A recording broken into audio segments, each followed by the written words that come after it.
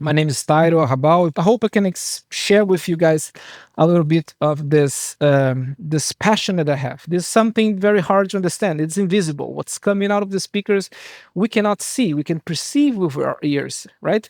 But it's invisible. So the comprehension of this thing is very hard, and I hope we can succeed. Okay. So let's first of all understand what is sound. Okay, as is written in your first page here. What is audio? So audio comes from the Latin word audio, which means to hear. So it means I hear.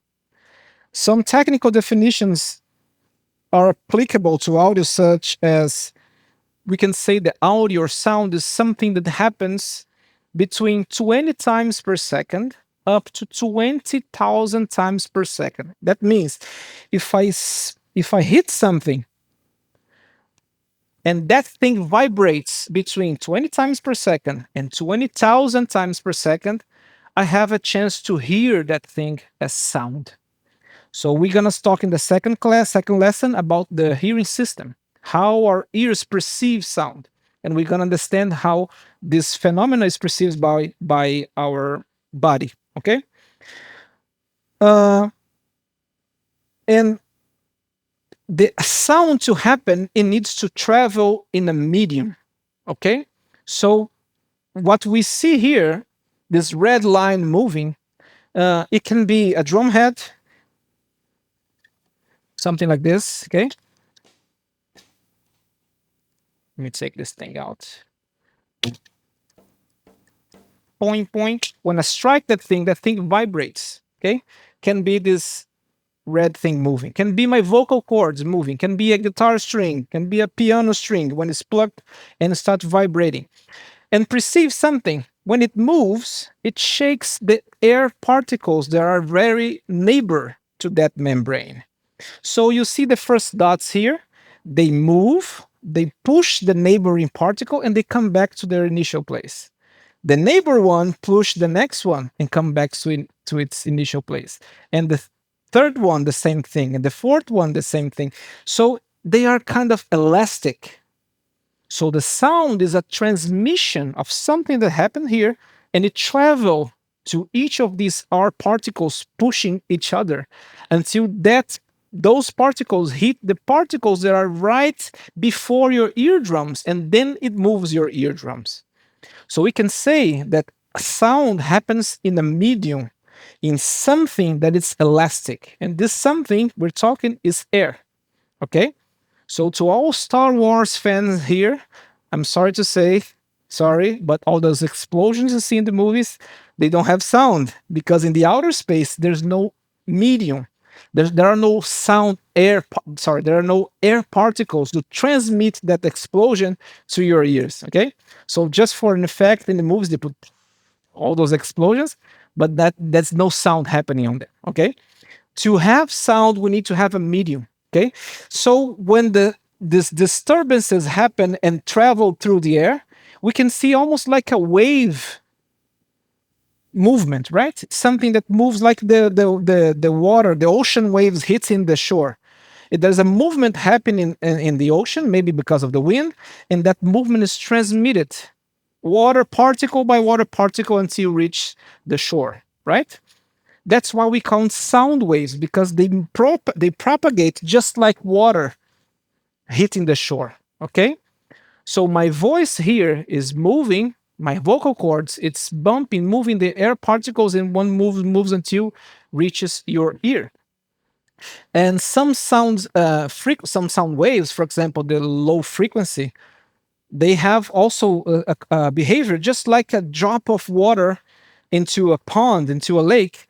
When you see the movement spreading in all directions at the same time, the low frequency, the bass, something that this guy makes, it will move like that, but like a 3D, like a sphere that grows and goes to every direction. Okay, and that's why they call it waves, because it looks like waves. The propagation is like waves, and because it looks like waves, it has peaks, like the crest of the wave, and has valleys.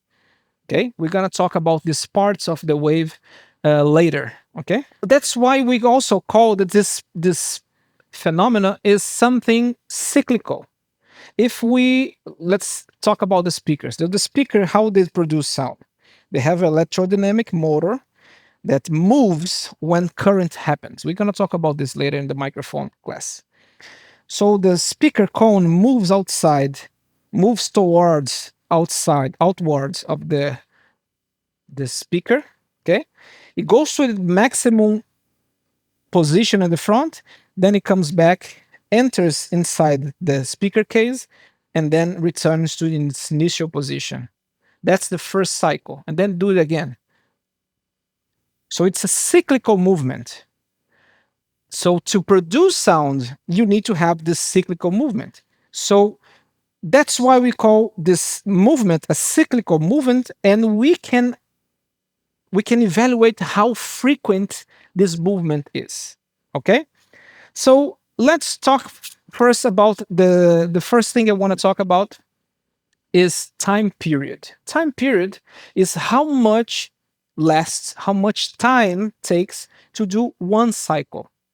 So let's say the speaker went from its initial position, move out, came inside, and passed through the initial position. That's the first cycle. How much time it took? We can evaluate that. We can count this time. Okay. So the particle, the cone move it to its maximum dispersion to the front, then move inside the speaker, and then comes into this initial position. Okay, it's just like when I do this to the something like this, like a snare drum, I hit with the stick. That happens thousands of times in 1 second. The drum head goes inside, comes outside, and comes inside again, outside until it dampens and stop in the initial position. Okay, that's the cycle. I don't know if you guys had a chance to see those slow motion cameras. You seen the one the guys hitting the drums and everything looks like jello. You know, see the symbols, they just deform beautifully. So let's say this cycle on this particular sound took me 1 millisecond for the speaker to go out, go in, and come to the initial position. 1 millisecond. How many of these cycles I can put in 1 second? So if one cycle was 1 millisecond, one thousand of a second, in 1 second I can put 1,000 of these things, right? It fits 1,000 of these things in 1 second. So we say the frequency of that sound is 1,000 cycles per second. Because in 1 second, that speaker can move 1,000 times. That's what we call frequency. You know, when we have a feedback and say, oh, take that frequency out, what we're talking about? We're talking about the sound that to be produced, a speaker needs to move that amount of times per second. So when you get the phone, the guys that they used to have analog phones at home, you know, we used to get the phone and it would make a sound. Boop, and then we would dial. Or a guitar tuner is the same sound, is an A. That sound to be produced, you need to make a speaker move 440 times per second, for example. And to that particular sound, we call a musical note. I gave you guys a sheet, a musical sheet on the back. Yeah. This thing shows you what's the frequency to each note in the piano. You have the piano keys, right? So for example, the piano strings, everybody ever seen a piano or a guitar? You have different strings with different thickness, different length. In the case of piano, different sizes. The strings have different sizes. And the piano tuner comes and tune. That means it puts tension on that string. So every time that string is hit, it will vibrate this exact amount of times per second. So if a piano is in tune, you come here on the fifth octave, 0, 1, 2, 3, 4, and you play the A note, the La, ta. Let's say this is the la. That thing needs to vibrate 440 times per second. Otherwise, it's not tuned. So 440 times per second, that's the frequency of that note. That means everything that you hit and vibrates 440 times per second, it will sound like a la, a. That's frequency. Now, let me show you something interesting about that. That you have on the piano, you have the same notes that repeat, right? Do, re, mi, fa, sol, la, si, do. And then you come do, re, mi, fa, sol, la, si, do. You have the same notes repeating in each group of notes. We call those notes octave. Why? Because let's look at this A, the A number 4, which has 440 hertz. Let's look on the piano table. Where is the next A note? Okay. So we go here to the next one, A, B, C, D, E, F, G, A. Okay, what's the value of the frequency on that next A? It's a relation of 2 to 1. It's a double. And between this note and this other note that has double frequency, you have 1, 2, 3, 4, 5, 6, 7, 8. 8 notes apart. That's why it's called an octave. So this A, and the next A, it's 1 octave apart. They are 8 notes apart of each other. And in terms of frequency, that means they have the double of the value. So every time you double the frequency, you grow up 1 octave. Every time you have the frequency, you are 1 octave lower. Okay? So it's all about math. And that's all these values, by the way, they are arbitrary. Someone convened, let's say, from this day, the A number 4 will be 440 hertz. It was a convention. And these values changed across history. In the past was 432. There's now a conspiracy that Hitler with the Nazis that choose the 440 hertz so this can be used as a way of controlling people. So there's a lot of things behind all this stuff. People take this thing to their spiritual reality. It's crazy. So this is all a convention. So nowadays in the 20th century, okay, 20th and 21st, it was convened that these frequencies would have this exact amount of values.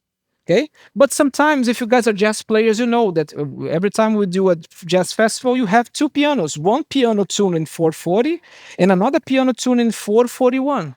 So to that piano that's tuned 441, A4 is 441 and everything else is changed according to that same value. Why they do that? Just because it sounds different. It's a different flavor. Okay, so it's all a convention. But what I want you guys to observe is that every time a frequency has a double of value, we're talking an octave higher. That's 8 notes separating them. And every time there's a frequency and something that has half of this value, I'm talking about an octave below. There's also 8 notes between them. That's why it's called octave. Okay, so if I know. And also this table is very interesting because not only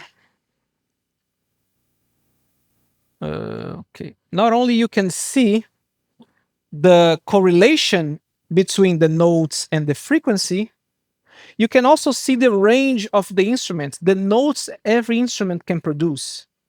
So if you see, for example, the voices on the top here in green, you see the soprano voice.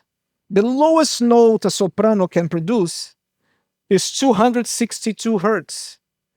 That means if I'm using equalization to make the sound of a soprano voice sound better, I can just look this table and say, oh, she's a soprano.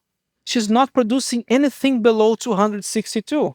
I can just cut all of that thing and will not affect her voice.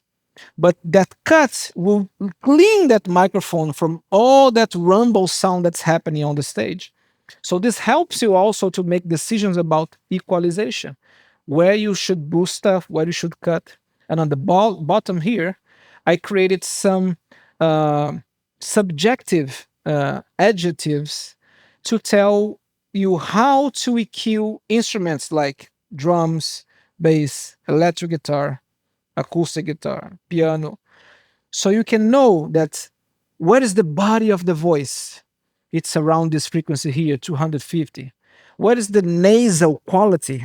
Things start to sound nasal. Where is these frequencies are here between 500 and 900? What is the bright of the voice? It's here on the high frequency.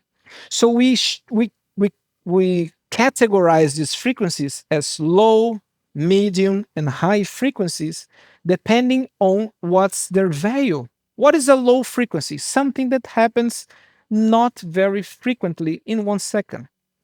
So the frequencies that this guy produced, look at the size of the speaker. It's a subwoofer. It's a heavy guy. It's a fat guy. He's not a quick guy. He's not a fast guy. Okay? So imagine if a heavy guy is trying to race a very small, athletic guy. Who do you think is going to win the race? The small athletic guy, because he can move way faster than the heavy guy, right? So this guy, because he's a heavy guy, he can only moves that slow every second. So the sounds that he produces, we call it low frequency, because the values are low, 50 times per second, 60 times per second, 100 times per second. In terms of sound, this is too slow. So we call the frequency, the sounds that this guy produces, low frequency sounds. There's a component in the speaker, which is the tweeter. It's this small, okay, 1 inch, very light, very fast. Because it's very light and small, it can move 1,000 times per second, 3,000 times per second. The sound of this S in my voice is when the speaker to produce, it needs to move around 5,000 times per second. Cymbals, when you play the cymbals move up to 12, 15,000 times per second. So to produce that, you need to be fast, you need to be light. And this only small speakers can produce that. So we call these types of sound high frequency, because they happen too many times in 1 second, thousands of times per second. That's what we call high frequency. And in between them, you have the medium frequency, especially the vocal frequencies. So the vocal it occupies the mid frequencies. And why that? Because our ears were tuned to listen basically our family, to hear the cry of the baby, to hear our wives asking for help, and to communicate, right? So our ears are very capable of hearing the human voice, and human voice is tuned right in the mid frequencies. So if you lose a little bit of the high frequencies and a little bit of the low frequencies, you're still able to communicate. And we're gonna see in the next lesson that we lose our hearing capabilities every day a little bit, but we need to take caution to preserve our hearing system, and I'm gonna tell you how to do that. Okay, we'll talk about frequency, right? Frequency is how many times that cycle happens in 1 second. Okay, let's say the sound here is 1,000 times per second. That means that it happened 1,000 times in 1 second. So what's the duration of each of these cycles? It's simple. 1 second. Where's the equation? Yeah, 1 second over the frequency. So it was 1 second, or it's in your first page there. What's the period of a 200 hertz wave? 200 hertz. Hertz, this Hz, is the abbreviation for cycles per second. Why? Because it was given to this study. The guy that did the study was a guy called Heinrich Hertz. It's a very young scientist, and he did all this first wave studies, and they gave his surname to that unit. So hertz, HC, means cycles per second. If you talk to old sound engineers, they're not going to use hertz. They're going to say cycles per second. Oh, give some equalization in 1,000 cycles, 2,000 cycles. They're talking about cycles per second. Okay. So, what's the duration of this sound? That to be produced, the speaker moves 1,000 times per second. It's simple. I get 1 second and I divide by 1,000. The duration of each one of the cycles is 1,000 of a second, 1 millisecond. If I want to see the period, the duration of a 200 hertz wave, I get 1 second divided by 200. What's the duration of each of these cycles of 200 hertz? Is 5,000 of a second, 5 milliseconds. Okay? So the lowest sound that we can hear is 20 hertz. Is something really vibrating, very low, 20 hertz, 20 times per second. If I get 1 second, divide by 20, I'm going to have 50 milliseconds. That's the lowest, the slowest sound we can hear. Below that, we can feel with our bodies, but our ears cannot move that slow. That's infrasound. And the fastest sound we can hear is 20,000 hertz, 20,000 cycles per second. The most of us cannot hear, but the baby can hear. Because it has fresh ears, very small ears, and they ears can vibrate even higher than that. My teacher in the acoustics masters told me a story that he was called to solve a problem in a restaurant. The restaurant was haunted; it has bad spirits. I say, what? Okay, let me check that. He goes there and say, "Oh, glad you come, professor, because we don't know what you do, and I think maybe you do acoustics, you can solve our problem." I say, "What's going on?" I don't know. Every time a baby comes to the restaurant, start crying, no stop, and the family has to leave. So what? We think this place is cursed, like a demon here. And I said, "Do you guys have any rat electronic system to put rats away?" I said, "Yeah, we do." Turn it off. Bring a baby, and the baby came in and no, and stopped and didn't cry anymore. See what you do? The rat anti-rat system uses ultrasound, very high frequency that we cannot hear, but the babies can hear. And they come in and they hear this crazy loud sound. They start crying. There's nothing wrong with your restaurant. Just turn that stuff off. Because our ears they get old and they start to lose that speed, that elasticity, and we cannot hear the high frequency anymore. So we're gonna see also in the next lesson that as we get older, it doesn't mean that we cannot hear anymore. It's that we lose the high frequencies. All the details start to fade away, and our voice starts to sound muffled like this. The person hears, but it's hard to disassociate between P and B, F and S, because everything sounds like this. And the person say, "What? What? Can you repeat? What?" It's because all the definition, all the details are gone. All the high frequency is gone. So the high frequency gives us the detailing of the consonants, and we can disassociate P from B, C, D, T, S, F. All this stuff comes from the high frequency. Okay. So as time goes by, you're gonna be able to create memories about all these frequencies. You're gonna be able to hear a sound and tell you like this sound, this frequency, the sound that is feedbacking. And when someone brings the microphone from the speaker here, that feedback, with experience, you are able to say, "I know which frequency is that. That's 2,000 hertz. I'm going to go there to the EQ on that channel and attenuate that frequency, and the feedback will stop." Okay. This is very useful, but it takes time. Nowadays, we have apps that use type of games, video games, so you can learn, memorize frequencies. And this is very important. You, as a sound person, you need to understand that. Some musicians are so good that they can relate the frequency with the note. They hear the feedback. Let's say it's a G, it's a B flat.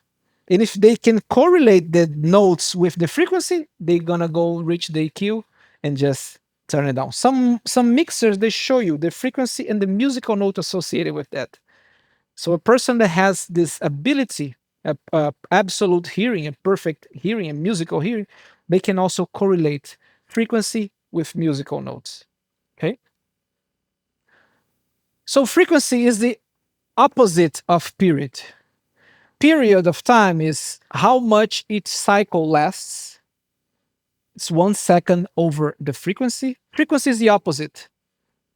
1 second over the duration of that cycle. It's just the opposite. Okay. So what's the period of time of 1000 hertz? 1 second divided by 1000. 1 millisecond.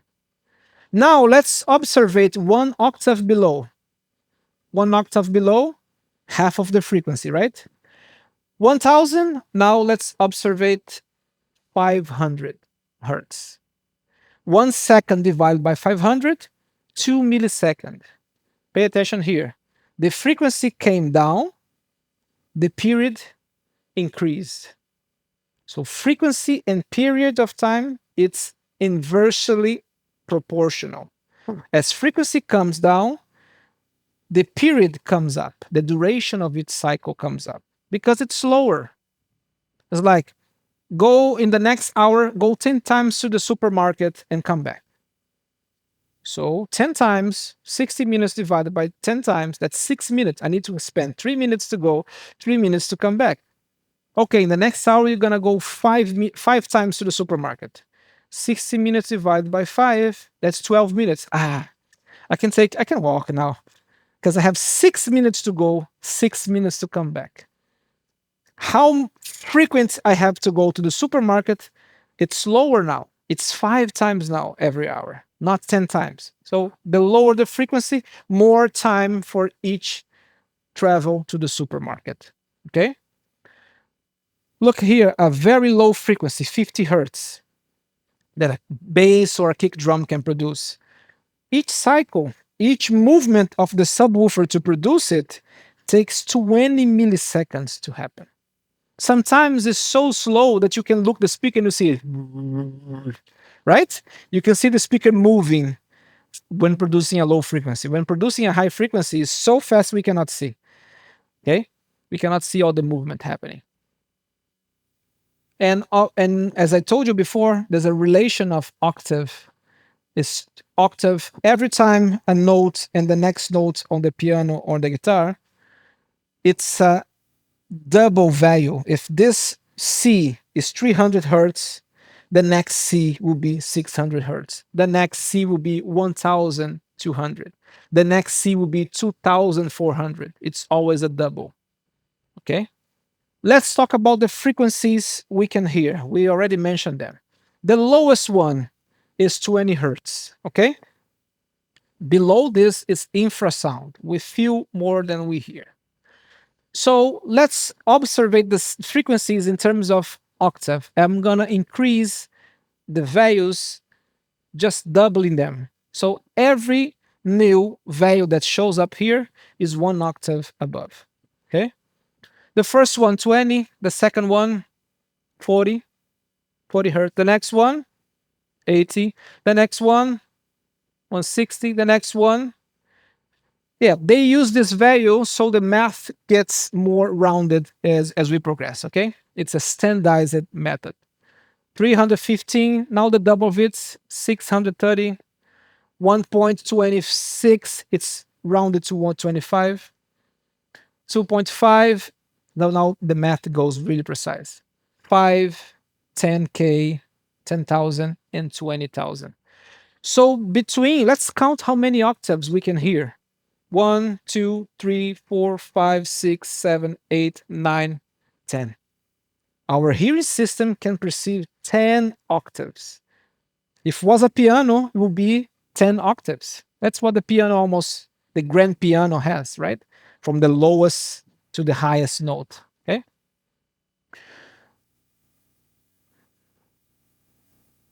Another important thing for us to understand is how fast the sound travels in air. Okay? And this is the formula behind it. C, that speed of sound, sound speed, equals to 331.6 plus the product between 0.607 and the temperature. So the only variable in the speeds, the sound speed, is the temperature. The higher the temperature, the air temperature, higher the result. So today is cold, so the sound is moving a little slower. In the summer, the sound moves faster. Okay? So temperature is the only thing. And roughly, we say that the speed of sound is 340 meters per second. So in 1 second, if we see that all the time this week. We were having all the rockets being intercepted. You see the flash, and you can count 1, 2, 3, 4, 7, 9, 10. Then you hear.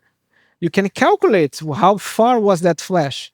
So in every second, the sound moved 340 meters. Took me 10 seconds to hear the boom. 340 meters times 10.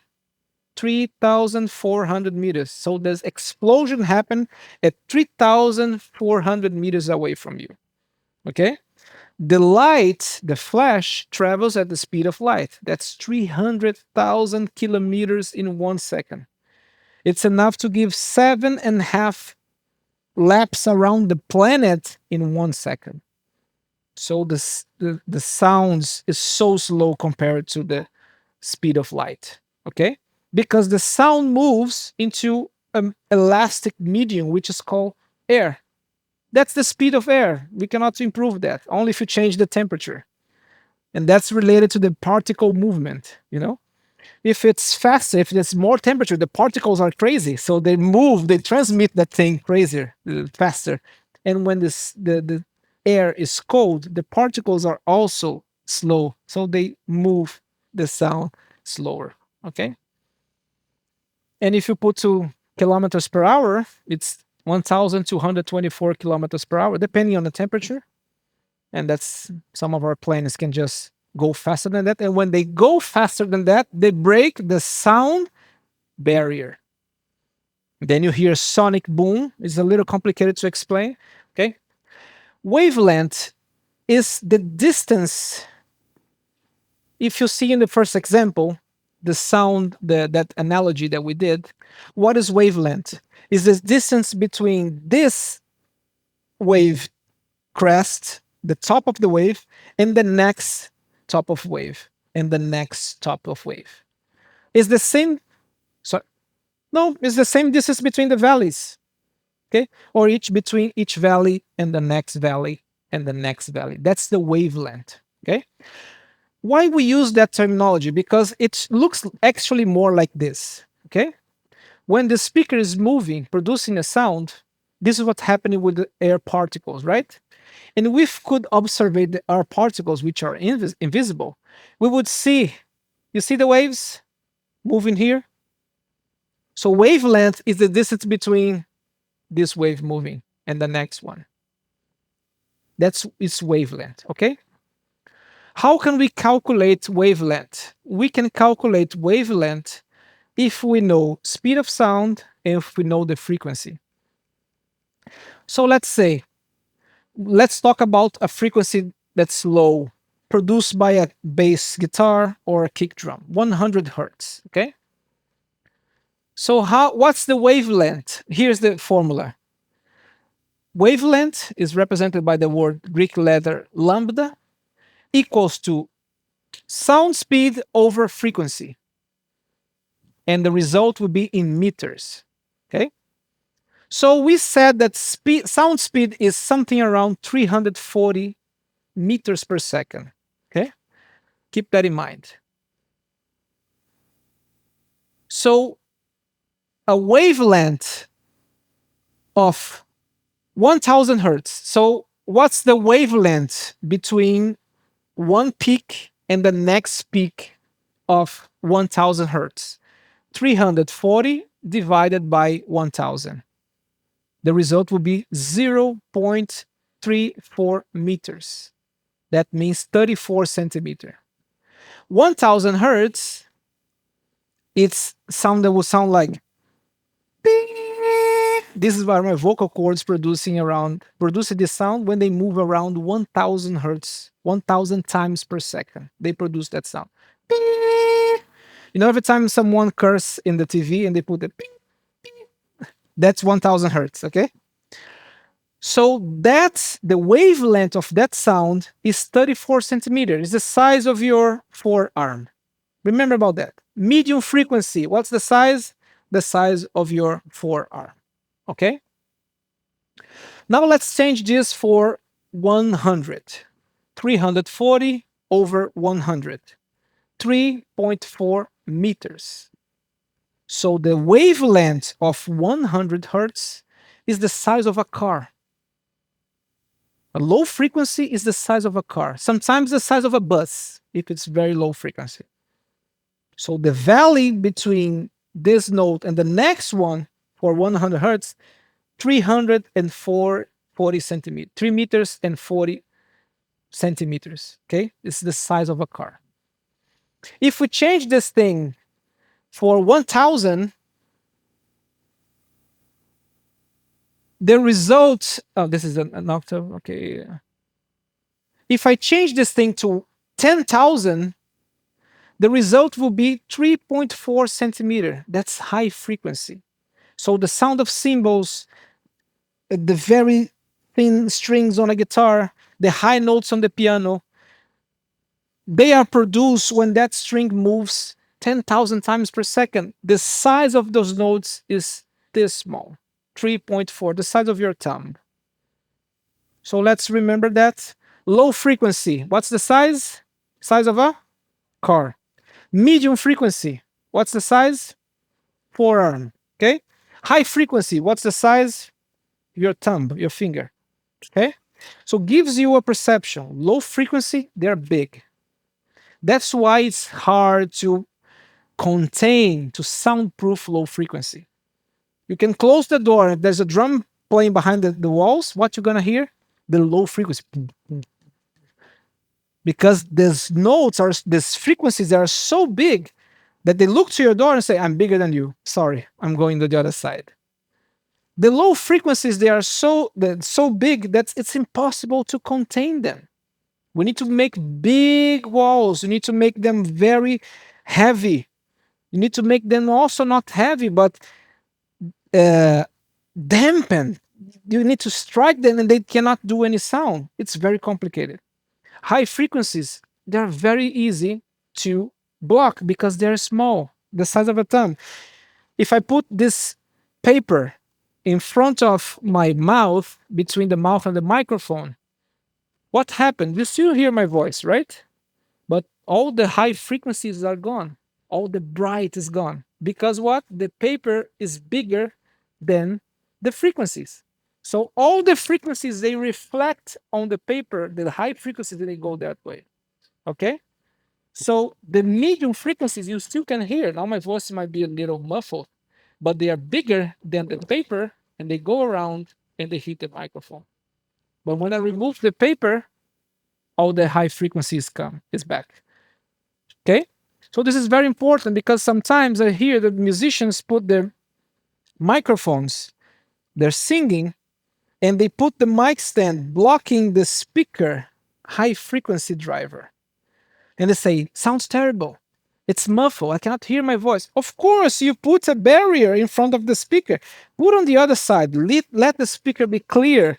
Don't put anything covering the speaker, because if the sound is smaller, the wavelength is smaller than the minimum dimension of this object, it will be reflected and you're not going to hear.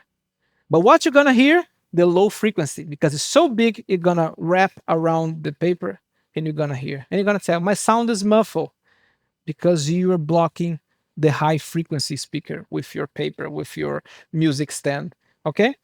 So this gives us a very precious tip. Sometimes my singers are complaining and the only thing I need to do is get, excuse me, put to the other side. Oh, sounds great. Thank you. It's not related to anything you can do with equipment. It's an understanding of wavelength. Okay? This is a very important concept. It's called phase. Phase, it's a comparison. It's a relation between a signal and a copy of it, or two very similar signals. And phase is a knowledge that was discovered right before the Second World War. A guy wrote a book about it, Henry Olson, and he explained all about phase. Nobody paid attention on that thing for 50 years. Until in the mid-90s, someone say, what is this? Let's make speakers that use this theory. And we start seeing all the speakers that are stacked one above each other. You've seen those called line arrays? Come from that. So the sound technology lost half a century of development because people didn't pay attention to this guy, Henry Olson. Let's try to explain a little bit of that. So phase is something that's not absolute. It's only when you compare two similar or identical signals. Let me give an example. Where can I have two identical signals? For example, my voice coming through these speakers is the same signal coming through identical speakers, but one is here, another one is there. So the speaker will hit your ears first, then that speaker wanna hear later, because there's more distance, right? So the voice comes from the speaker, hits you first, and then this one hits. So we can observe the phase difference between these two speakers because one arrives first, the other one arrives later. That other one is pointed that wall, so it ricochets on the wall and comes back to you in a very late time. So this is a phenomenon that we can observe. We can study phase about these two speakers hitting you. Another example I have here, that's why I brought the snare drum. I have a snare drum, and the snare drum, usually we put a microphone like this, and we put a microphone under the snare drum, like this, to get these guys here. They make the clap sound, okay? So without them, with them, okay? So if you wanted that crisp sound, we put a microphone under the snare to capture that sound, okay? But there's a problem here. When I hit the snare, this head will go down, suck the air that's above the head, and the air sucked will also suck the microphone capsule out. Let's say when we do the microphone capsule out, the microphone produces a positive signal. Something like this. Positive. It goes up, okay? Positive. But the microphone on the bottom, the air travels inside the shell, pushes this other head down, and the air is pushed inward the microphone. So now the capsule of this bottom microphone goes inside. The other one was sucked outside. This one goes inside. So if the other one makes a positive, this one on the bottom will make a negative. Let me just change the color here. Okay. Okay, negative.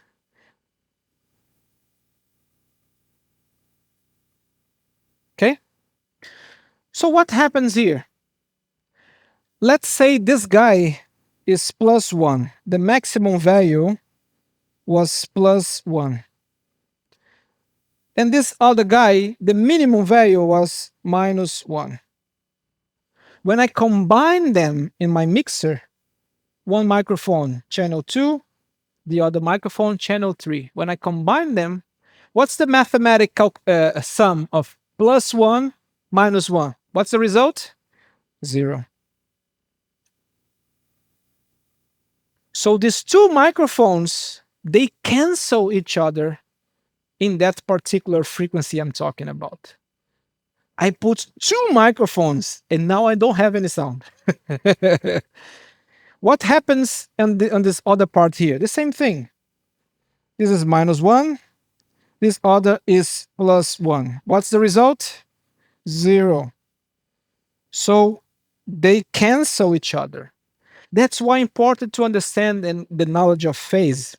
Because sometimes we have microphones, two microphones miking the same instrument, you're going to have phase problems. Two speakers, and that's what makes the stereo sensation of having two speakers is exactly the phase difference between them. Okay, so your ask is totally correct.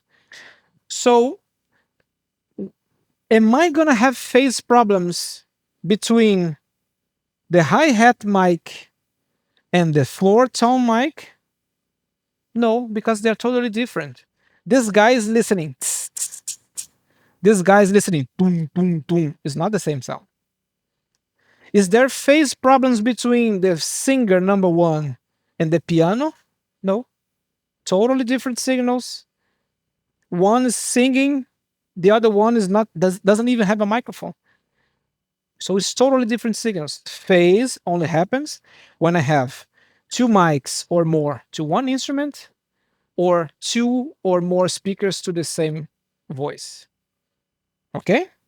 Also, when one speaker is throwing a direct sound into your ears, but also is reflecting on the table before you and comes into a different path to your ears few microseconds later.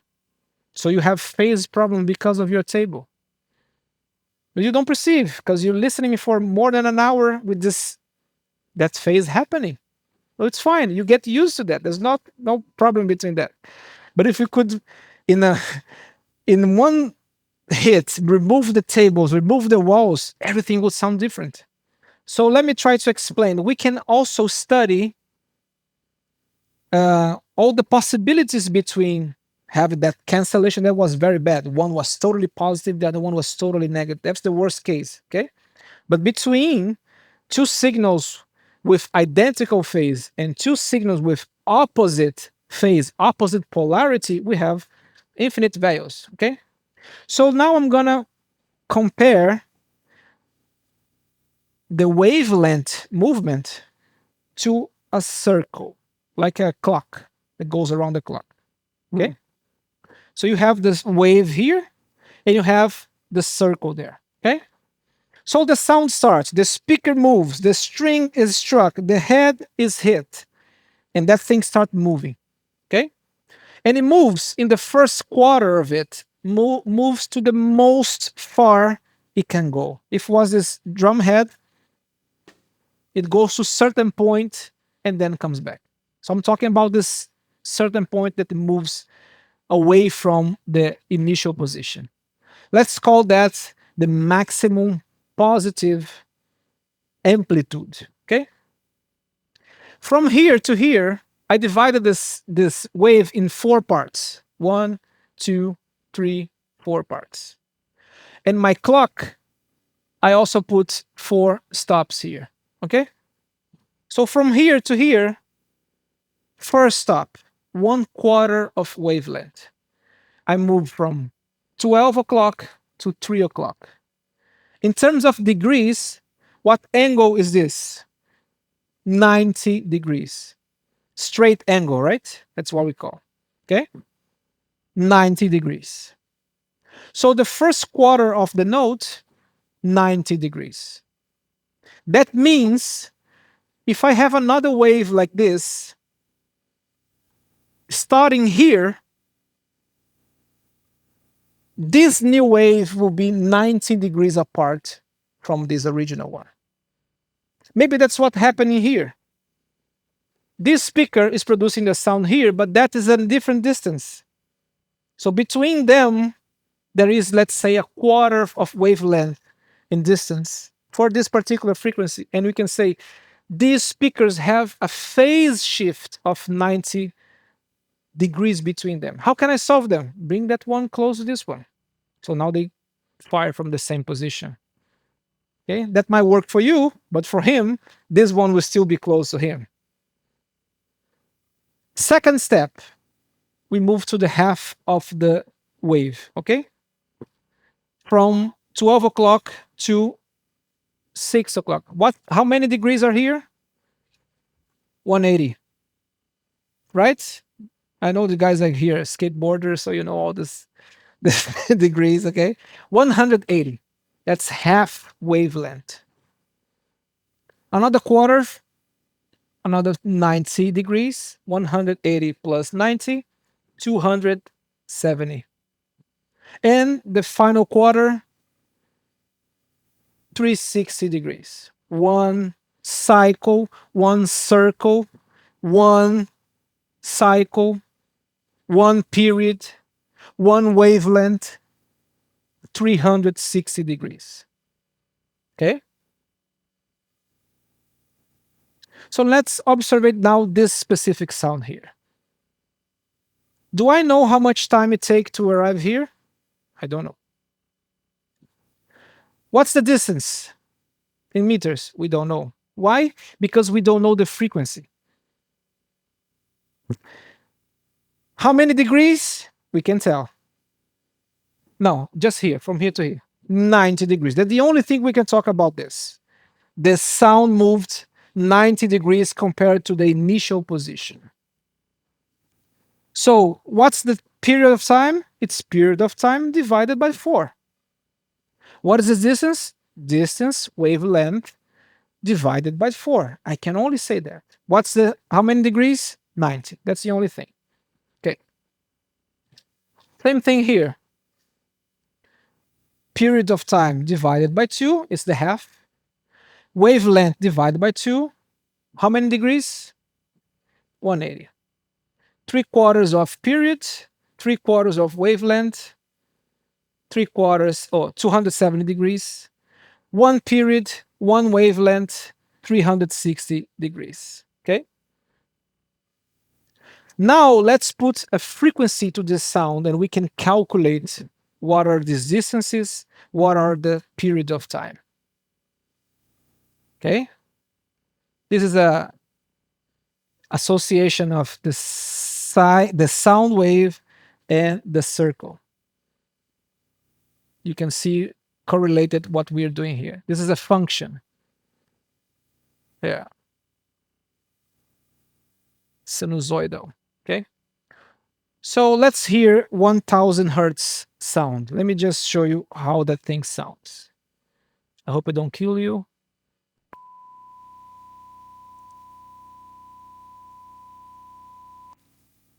This is 1000 hertz. That means that that speaker, to produce that sound, move it 1000 times every second. Okay?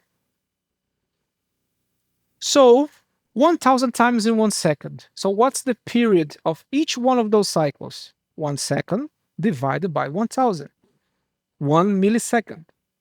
What's the wavelength? 340 divided by 1000. 34 centimeter. The size of a forearm. Okay? And the whole cycle, we call it 360 degrees. So now let's go part by part. First quarter. If the whole thing is 1 millisecond, how much is this 1 quarter? 0.25 agorot. Right? 25 cents. 25 millisecond. If the whole thing is 34, half of it is 17, half of 17, 8.5 centimeter. How many degrees? 90 degrees. So these are values that apply only to this frequency. If I change to 2000, everything here will drop half. If I change this value to 500, all these values will double, except the degrees. Okay? Half of the cycle. If the entire is 1, half is half millisecond, 0.5. If the whole is 34, half of it, 17. 180 degrees. Here, 75 agorot, 25.5, 270, and then 1 millisecond, 34 centimeters, and 360. That means this sound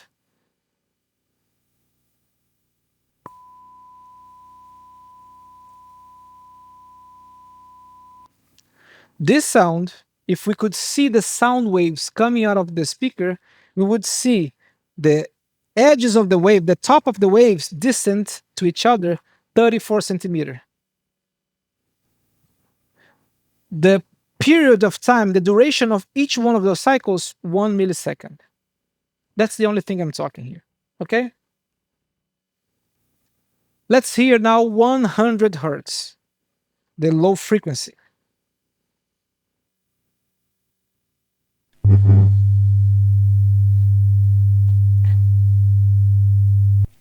So the full period is 1 divided by 100, it's 10 milliseconds.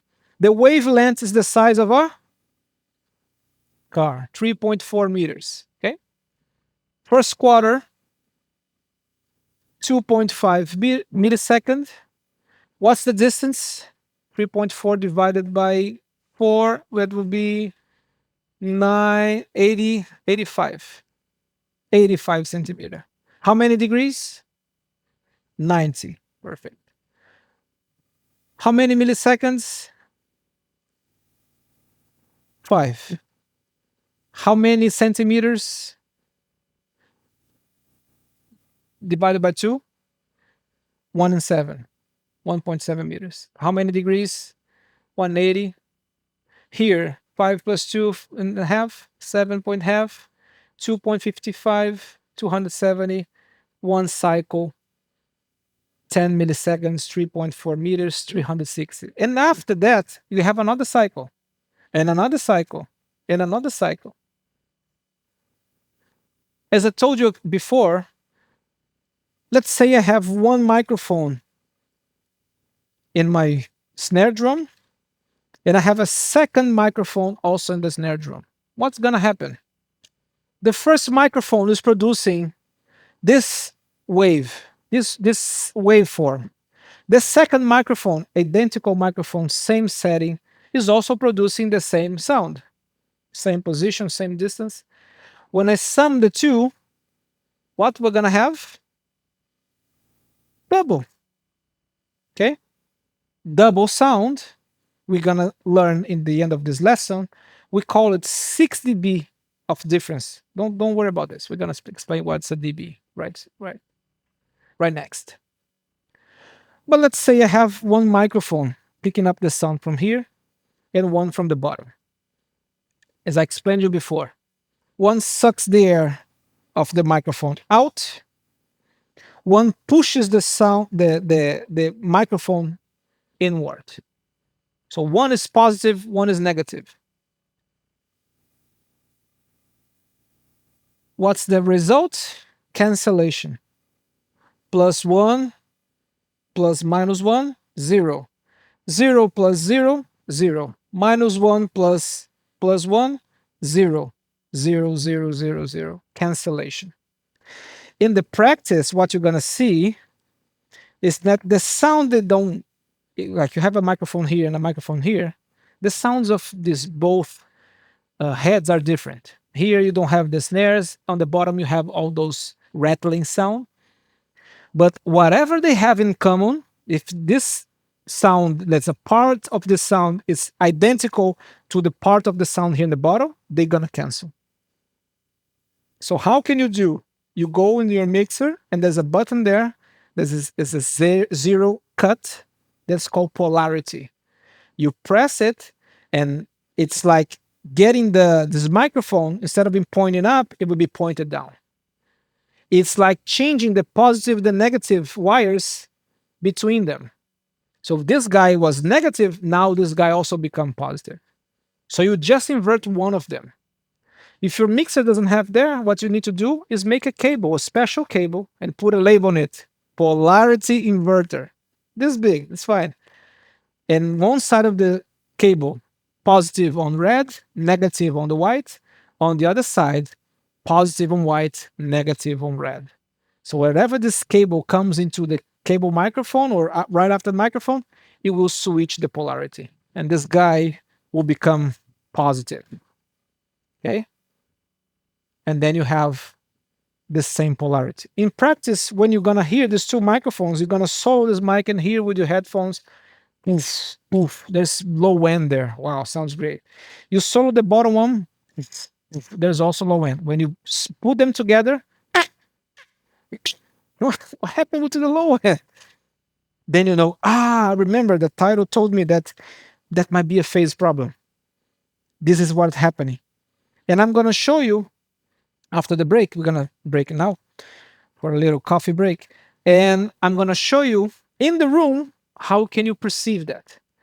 When sound waves go out of the speaker, hit the wall, the sound wave coming out of the speaker is pushing your eardrum inside, but after ricochets on the wall, the sound comes back and starts sucking your eardrum out.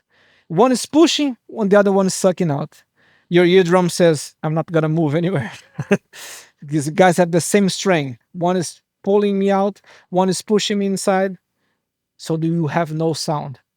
In other positions you're gonna walk, you're gonna see that the sound wave coming from the speaker is pushing your eardrum in, and the sound ricocheting from the wall is also pushing in. What we're gonna have?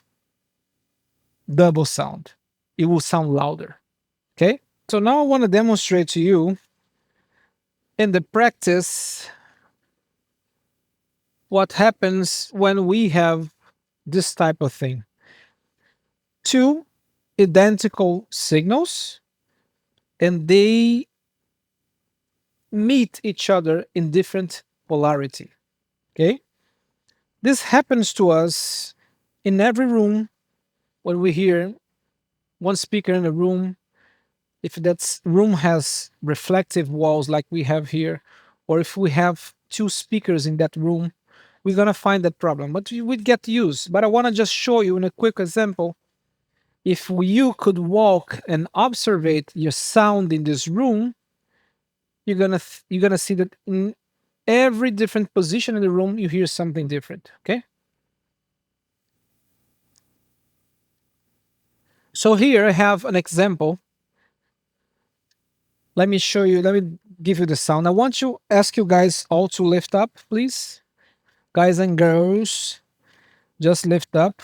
Go to this other part of the room because there's no seats here. Okay, go to that free room. Whatever you are, just pick a space and stay there. Okay. Yeah, it's fine. That's fine. Perfect. Yes, stay there. I'm gonna play this sound, and I want you observe how loud is that sound. Okay, and memorize the volume of that sound. Okay, here we go. This is a very low frequency, not very, but a low frequency, 100 hertz. Memorize.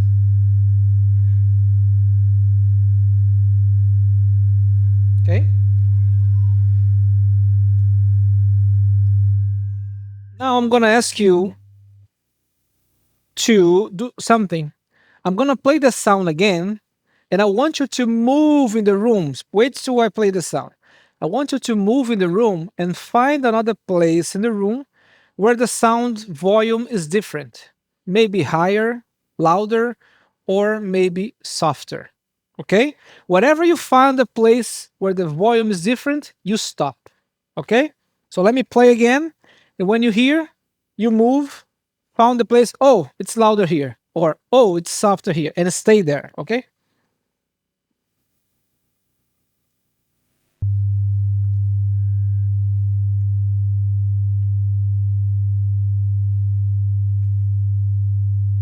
Yeah, if we found something different, stay there.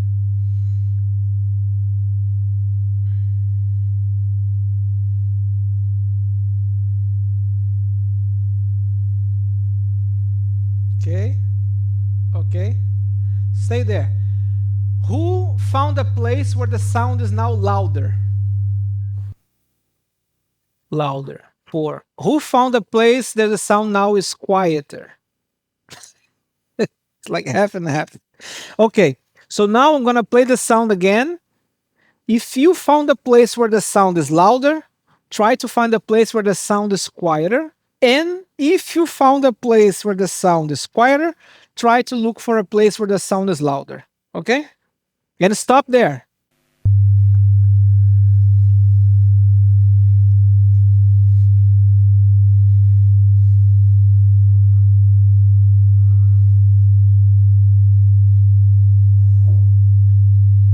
Stay there. Okay? Now try to do something like this. Does it get louder? Does it get softer? Same, softer.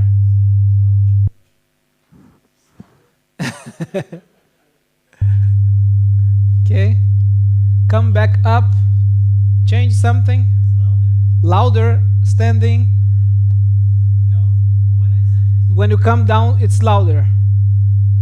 You see how we have different opinions and everybody's right. Nobody's wrong here. What's happening is the sound. Do you guys know which speakers are on? Which one of them? Which one of them are on? All? All of them are on. Okay. Where?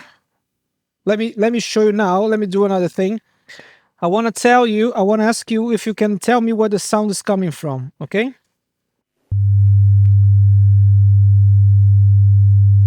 This one? That one. This one.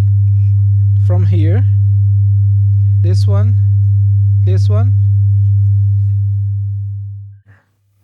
The sounds coming out of the speakers, and as they come out of the speakers, they come to your head and push your eardrums in one direction. Let's say inside.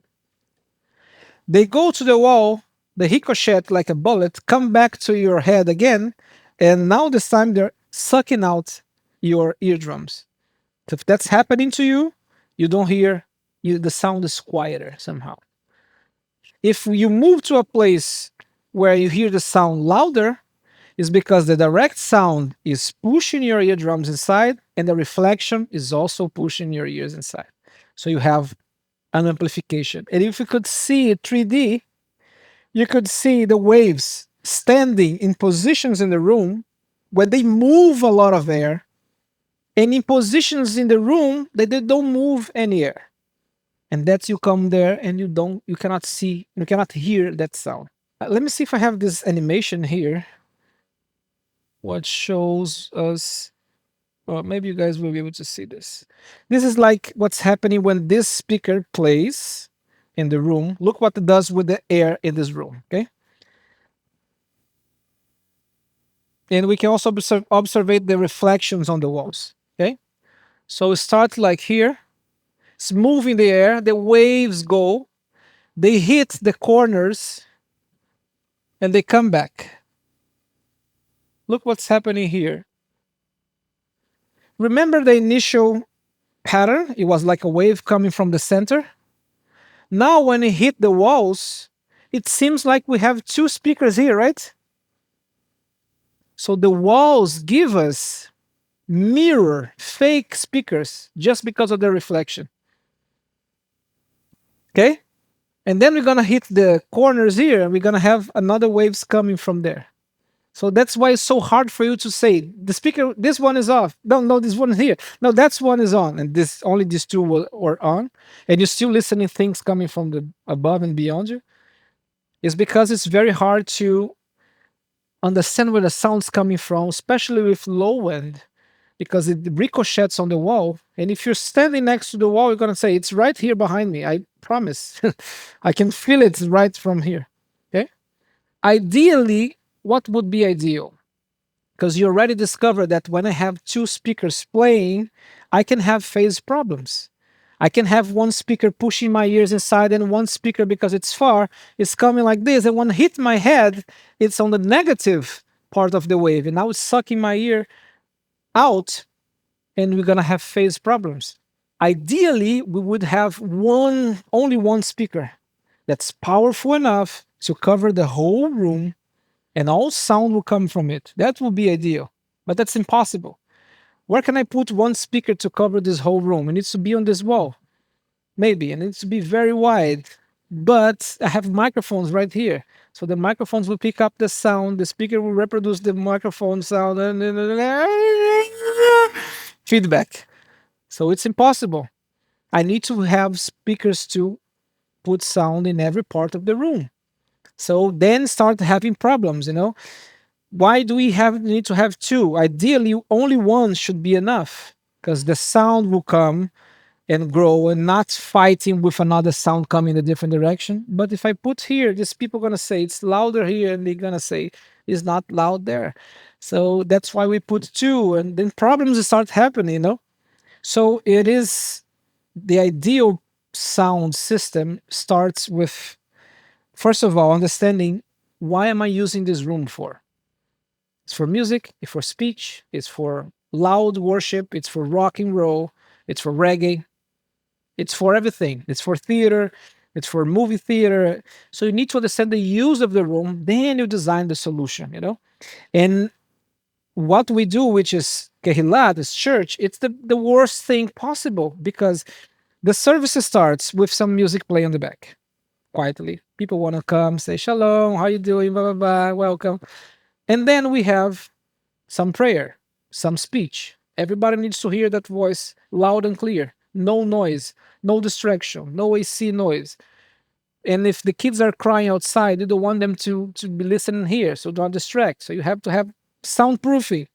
And then the worship starts, and you need to listen to all the instruments, all those frequencies from low to high. Everybody well balanced, everybody very aggressively, not aggressively, everybody very nice. And then you have a little theater. The kids, the teens will come and make a little theater, microphones here. It's all in the same space, you know?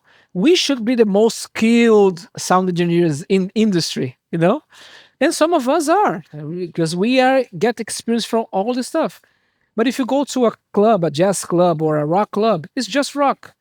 If there's a noise in the sound system, bzzz, they don't care because just hey, the next song is called 1, 2, 3, 4, da da da da da da, da, and the noise is gone. You know, so it's very demanding. And not only that, not only the technical things, but we need that the guy that's behind the soundboard to be a man of a woman or a woman of God that knows about the word, that knows how to treat people, has a irreprehensible life behind the soundboard. If it's married, to need to try treat his wife correctly. If it's single, that behaves correctly, like as a single that's not having a double life with the double standards outside the kila. So it's very demanding, and we need to make conditions to people want to join this career. Because if we cannot make them see this career, say this is something that I want to do. I understand what sound is. Sound is the vehicle for my pastor to preach salvation to people. Because someone walks through that door and sits in a place where they cannot hear, and the guy says, okay, God, I gave my chance. I heard this voice in my heart who told me to come to this place. I couldn't understand anything. The sound here is terrible. I'm going to go and put a bullet in my head. It might be that guy last chance. And we need to treat that with the proper reality. So we need to be a good vehicle. We need to be a good channel. Okay. On this graphic here, on this graph, we see the possibilities of phase shift between two signals. Okay. On this example here, we had two signals combined with no difference between them. Okay? So they both started at the same time and the same position. The difference between them was no difference. On the next example, we have a signal and another signal that's identical, but they look like inverted. This signal here, pay attention to this thing. if this second cycle continues, and let's say it goes like this, it's the same thing as if these two signals were positive. You see? Positive, positive. But this one started when this one was in the middle. So there's a delay between them. That we say the delay was 180 degrees. This signal started when this guy was coming down, this guy was coming up. So having the polarity inverted is the same thing as having the signal, the second signal starting when this one was already in its half. So polarity and delay can cause the same effects. You're going to have a phase shift, a phase difference between them. In this graph here, we can see that those combinations. When you have one signal starting at the same time as the other, the difference between them is 0 degrees. You have a summation, amplification of 6 dB. When these signals are apart each other 180 degrees, you have a cancellation, minus 100 dBs. So they cancel each other. But from 120 to 240 degrees of phase shift, this is the problem. You still have all this part here where you have positive summation. So let's say one signal starts with 90 degrees of phase shift to the other. They still gonna combine and sum 3 decibels.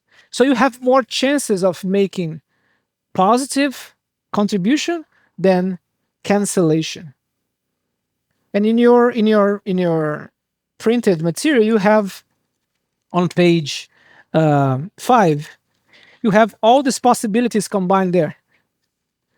You see the signals. In the first example, you see 90 degrees. There showing the two signals, the dash one and the continuous one. The continuous is starting when the dash one is on 90-degree position. Then the continuous one started. You're still going to have summation in that case. You're going to have 3 dB of summation in them.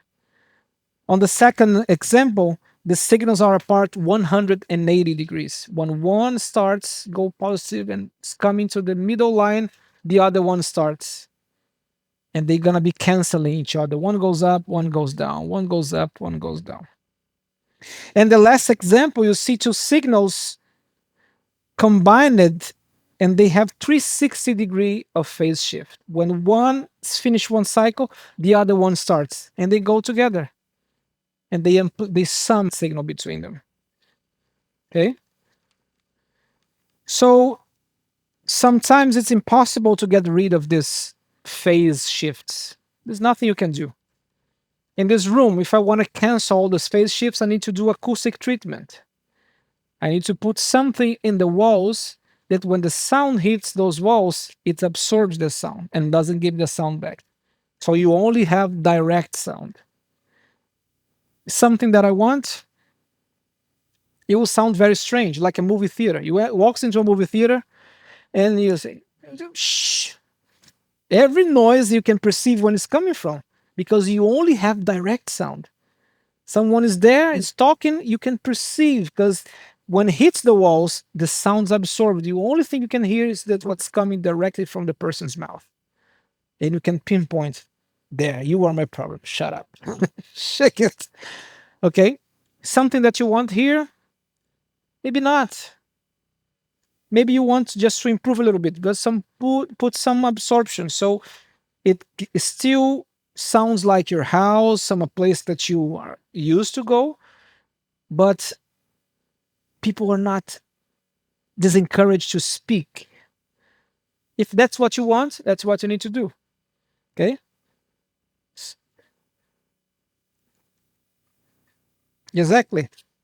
Exactly. The sound can change when a room is full and when the room is empty, because our bodies, our clothes, they also absorb sound. But there are some rooms that the acousticians, the designers, they select chairs that the chairs has the same absorption as a human body. So if the room is empty with empty chairs, there's one sound. When people come, it's the same sound. That's nice. There's some special chairs that are designed in the lab, and people test and they say, wow, they absorb sound just like a body. Hmm?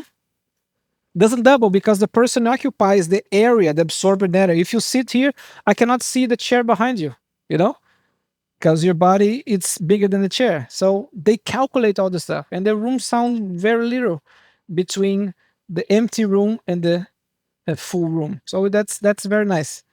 Of course, temperature would change the sound. Humidity would change the sound because um, humidity is the presence of water in the air. If there are more water in the air is heavier, so the transmission is also heavier. So when you knock the neighboring molecule, the punch is heavier, so the sound moves further. So in a very humid atmosphere, the high frequency travels longer. If you do sound in the desert, it's terrible. 20 meters away from the speaker, it's muffled. It's terrible. And you try to compensate to put more high frequency in the speaker, then you blow them because there's no water in the air to transmit the high frequency with ease. Okay. So they can also affect the sound quality. And closing the phase subject, phase is this relationship.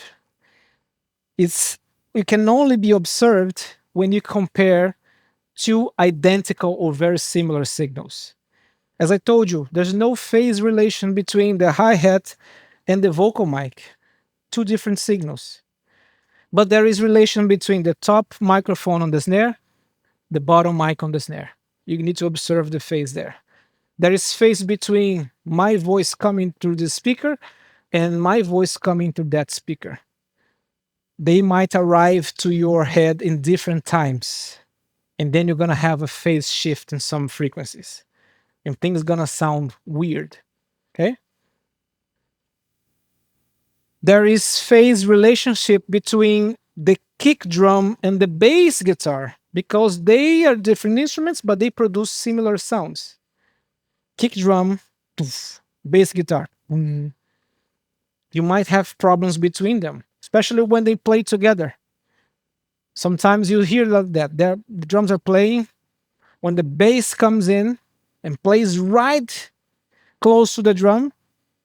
Sometimes one bass note might push the subwoofer out, and the kick drum might suck the subwoofer speaker inside, and the subwoofer speaker doesn't move at all because one is pushing, one is pulling, and then you have no movement. So you have some cancellation. How do you fix that? As I told you, select one of these mics, invert the polarity, makes the one that's negative becomes positive, so they will contribute to each other. Or maybe you can just apply a little of delay. Delay the sound. So let's say the top snare drum signal goes like this. The bottom one goes like this. Okay? Canceling. You know what you do? Get the bottom one who's going like this, make it start when this guy is on the half of his cycle. So now the two of them go together from this point. And now that signal that was polarity inverted, because you put some delay, made it start a little later, it will start at the same position as the other. So you can fix phase problems with polarity inversal or delays. Delay is a way of electronically delay something to wait a little bit, start a little later. And if you put that much effect in a voice, you can hear an echo. Hello, hello, hello, hello. You're delaying your voice, your repetition of your voice. That's what we call delay. Okay? So pay attention when you're combining two microphones, miking one same instrument, and when you combine them, something happens with the sound, you have a phase problem. Sometimes I hear in the mixer, I'm doing something in the mixer. When I bring the fader of that microphone up, I hear a different sound like, the voice is weird, like sounds like it's in a pipe. And I say, what's going on? Maybe sometimes I'm by mistake, I'm sending the voice in my mixer to one way out of the mixer to the speaker, but somehow I'm sending to another route inside the mixer, and that route is also going to the same output, but a little later, a little time after. And when they combine into my speaker, it sounds weird. That's a phase problem. So whenever I hear this pipe sound, something sounds like inside a pipe, I say I have a phase problem. I need to find out what I'm doing wrong. That can help you give. That's what exactly why we use left and right speakers. If we're playing stereo program, like from a CD, that's what makes a stereo. If you have the same thing on the left, same thing on the right, it's gonna be mono. Now in the moment, no, it's mono because I'm sending just one signal. Okay, but here you can have. That's why you have the stereo sensation. It's the phase. So phase is not always a bad problem. You need to observe it. You need to know if the phase that you have is good or not. Because phase gives you stereo sensation. Something is happening. Something is surrounding you. Okay. So you need to observe it. If something is wrong, might be phase. But sometimes we use phase to enhance the sound and make it sound better. Okay. There's more, way more than we're talking about this where we are driving here. You know, sometimes we do something that sound great in two speakers, but people at home gonna listen one speaker. And that little Google thing, you know, called Alexa. And did you test how this thing will sound on that little speaker? When you combine these marvelos in stereo, it might collapse and get the same phase problems, you know? And I was telling him the other day, I say, well, I was watching this live stream of this church, biggest church in America. They have all the money they need to do. They have the guys doing the live stream is one guy taking care of the vocal monitors, the vocal microphones, and another guy in a big console just doing the band. A whole studio just for the live stream. And I heard the live stream was mono. No stereo, mono. And I told him, man, we are doing things that sound better than these people, but I understand why. If you want to make something that everybody will hear and hear everything, do it mono. The guy with the broken speaker on the headphone, like phone, like mine, I have one of my speakers in my phone is broken. So I hear mono that thing, I hear everything there. But if something is stereo, I'm gonna miss one guitar, I'm gonna miss one acoustic guitar, one part of the piano, some cymbals are not gonna sound because my speaker is broken. So I understand why they're broadcasting things mono, so everybody can understand. So for them, getting the message understood is more important than a nice sound. I totally agree. You're right. Correct. Amazing. Let's talk about amplitude. We talked about it already, this thing. Amplitude is how far the signal moves away from the initial value, which is zero in this case. So we say a bigger amplitude, it's a louder sound. Okay, that's amplitude if we're gonna hear.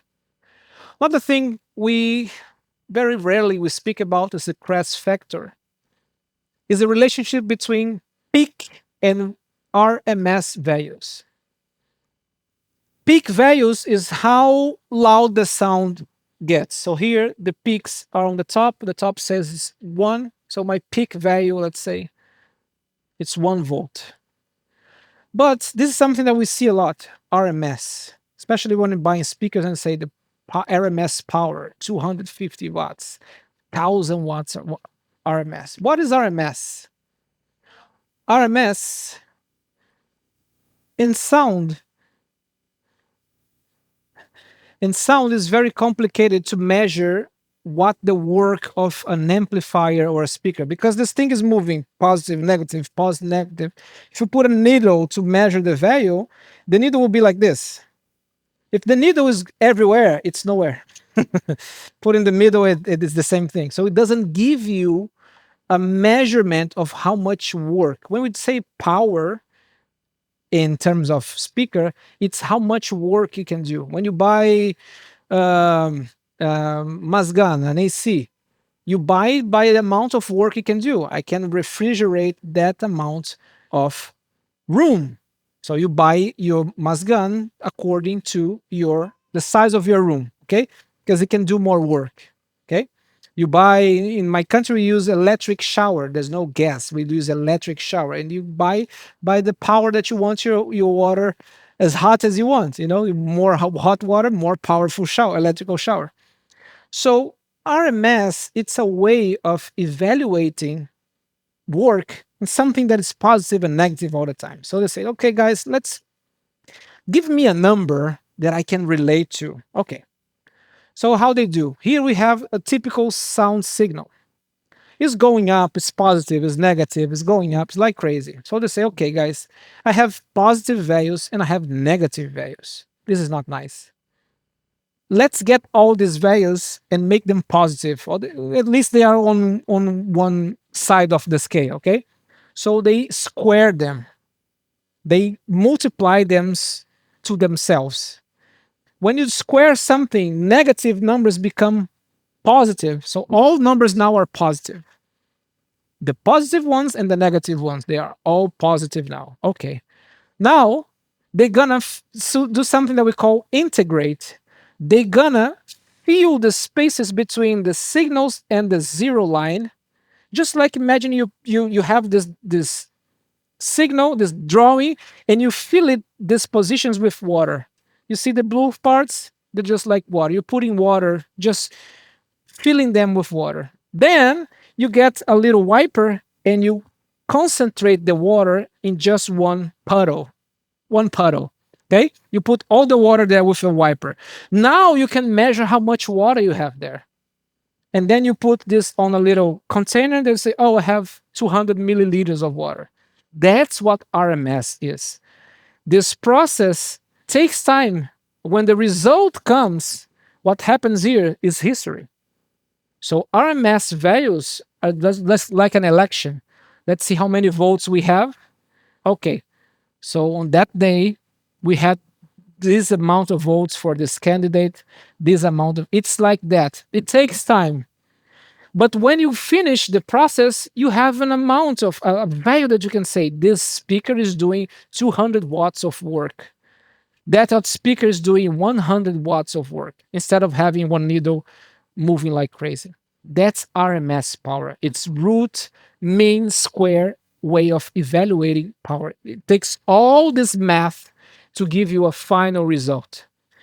So the crest factor is the difference between how loud the signal gets and what is the RMS value. What's the medium, average, root, mean, square RMS level of that program.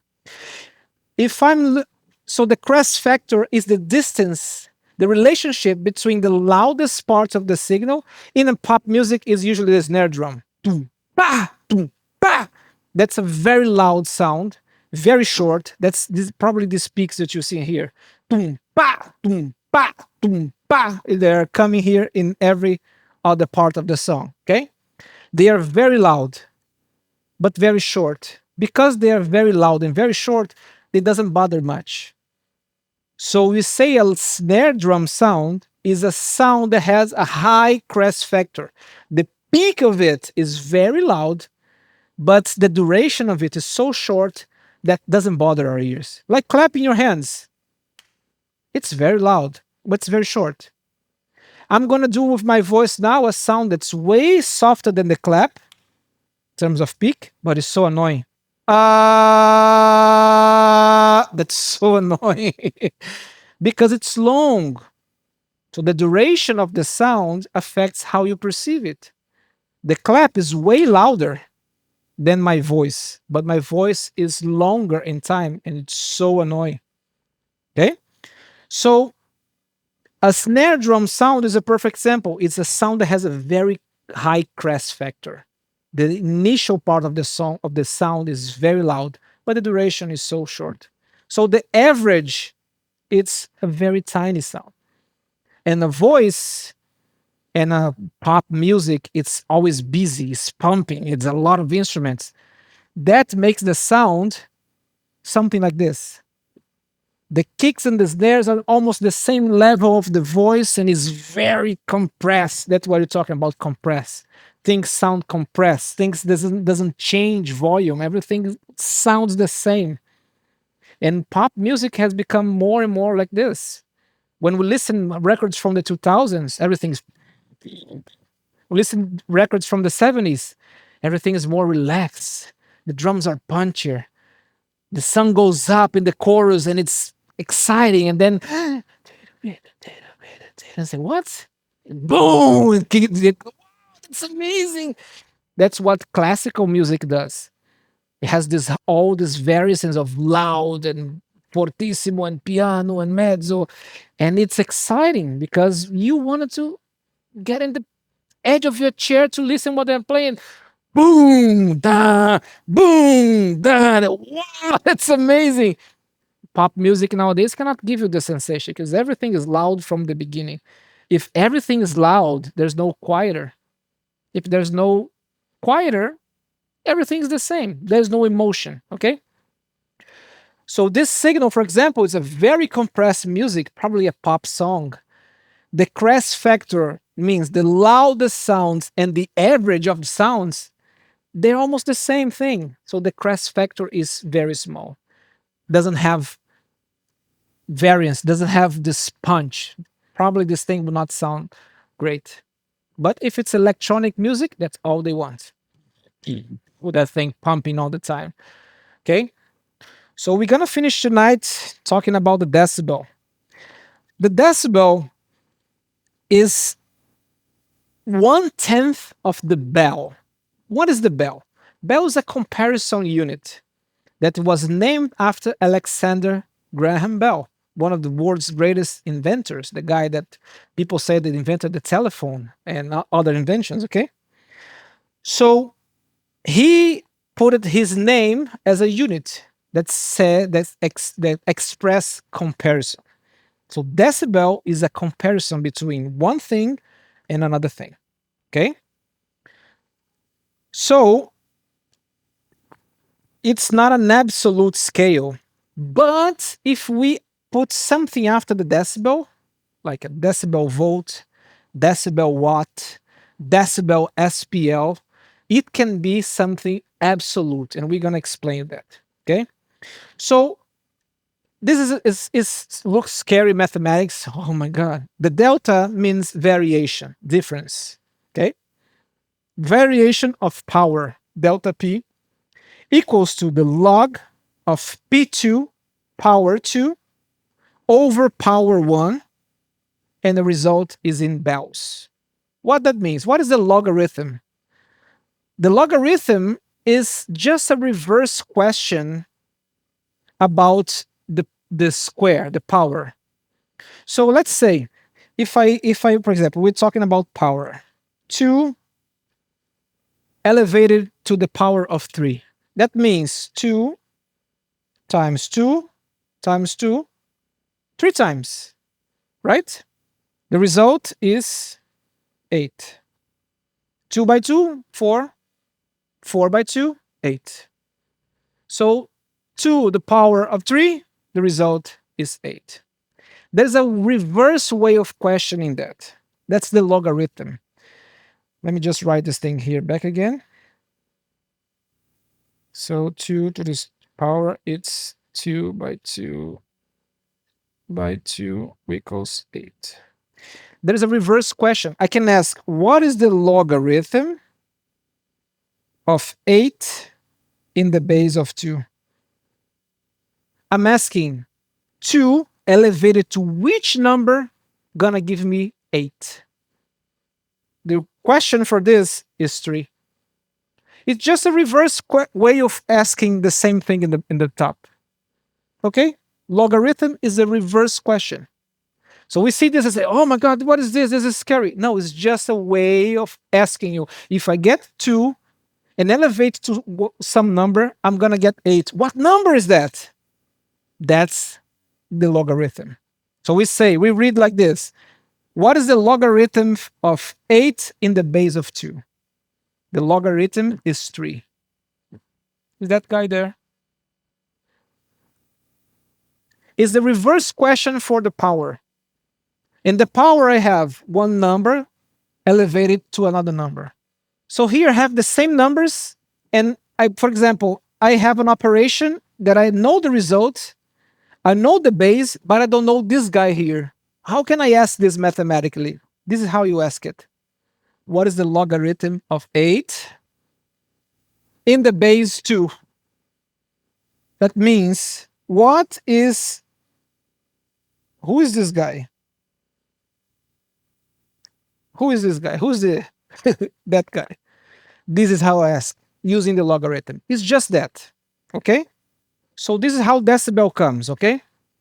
Decibel is the difference between a power number 2 and the power number 1. That means my power was initially 1,000 watts. And now the power is 2,000 watts. What's the difference between them? We know in watts it's 1,000, okay? But I want to put something in my mixer that when I change, if that thing is 1,000 goes to 2,000, it's this amount of movement in my fader. If it goes to 100 to 200, it's the same movement. And I'm going to show you here when I put the equation. So this is how we use the decibel, how we get decibel, okay? This is the formula. Variation of power equals to logarithm of power 2 over power 1, and the result is in decibel. So let's put numbers to this.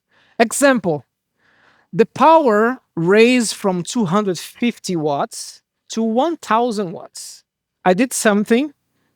I was reading on the output of my amplifier. I have a power meter and it was telling me 250.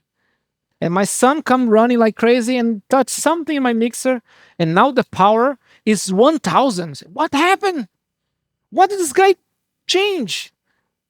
If I want to know what happened, I use this equation here. The initial power 1 was 250. The final power P2, 1,000.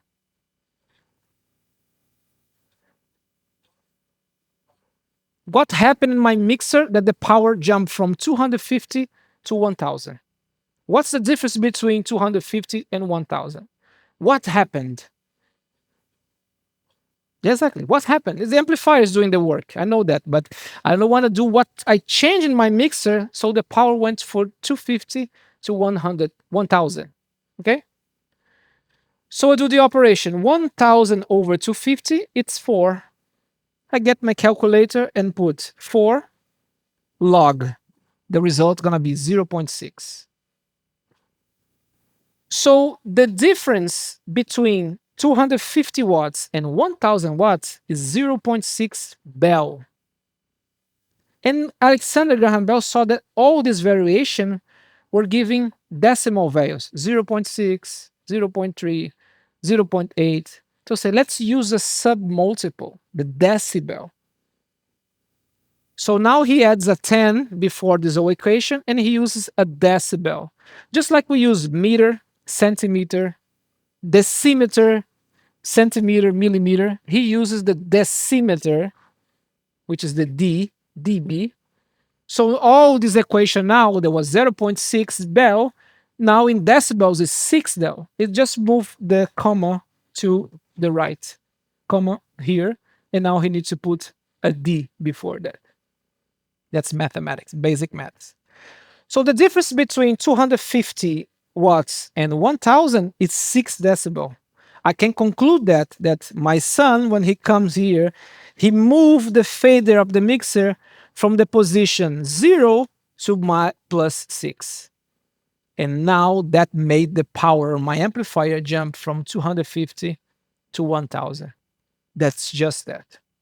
What can we learn from that? That if my fader is on 0 and someone asks, like, can you bring me a little bit more? Just a little bit more. And you move your fader 6 dB, if your amplifier is giving you 250 watts, now he's gonna deliver 1,000 watts. 6 dB, which is just a little bit, that like the 50 agorot, give me 50 agorot more of my sound. It's 4 times more power. Isn't it crazy? This is how our ears perceive things.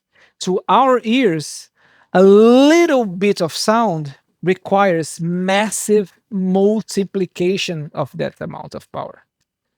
I have a sheet that shows this for you. So this is what you need to learn about decibel, okay? If you change less than 1 dB, 1 decibel, the power variation is less than 1 comma 26 times. That's 26% of variation. You cannot perceive a difference with that. You change it 25% more and you cannot perceive, especially with music, because music varies a lot. It's so little difference. So if someone asks me, can you bring me a little bit more of my guitar? And you move 1 dB, the guy gonna say, he's not doing what I ask him. If you move 3 dB, you're moving 2 times, you're doubling the power, and the person can barely hear the difference. That's the minimum difference. If someone asks me something like just a little bit, it's 3 dBs, and that's the double of the power. So if your speaker it's working already on the limit and you need just a little bit, you're gonna burn it probably. Okay? Why that happens like this? Because our ears are logarithmical also. They work that's how our ears perceive. If I put one speaker and I put another one, you're not gonna perceive twice more sound. You're just gonna perceive a little louder. To have the sensation of double of sound, I need to increase 10 times. 10 times. Then you're gonna perceive that change. That means coming from 100 watts to 1,000 watts, 1,000 watts to 10,000 watts. That's a good perception. So when someone asks me to change something in the monitor, it's like bring a little bit more, a little bit down, I start with 6 dB. 6 dB up, the person gonna perceive perfectly a little bit. Yeah, I hear. If you moving from 1 dB to 1 dB, first of all, the person going to say, this guy's not doing what I'm asking. He's not my friend, he's my enemy. Okay? If you move 6 dB, the person will say, wow, he's doing it. I perceive it. Yeah, thank you. If someone comes to me and say, please, please, please bring it down, I go straight to 10 dB variation. Boom. I don't go to 1, 2, 3, 4, no, 10 dB. That's 10 times and people perceive precisely like, wow, okay, I perceive. 60 dB attenuation, which is when you have something loud and you bring 60 dB down, probably you're not going to hear anymore. That's 1,000,000 times variation. And 100 dB is 1 trillion times. And this 100 dB is the distance between the lowest sound the softest sound you can hear, and the loudest sound your ears can hear before they break. Your ears can perceive things 1 trillion times different in power. Isn't it amazing? It's an amazing machine that God gave us, and we should take care of them.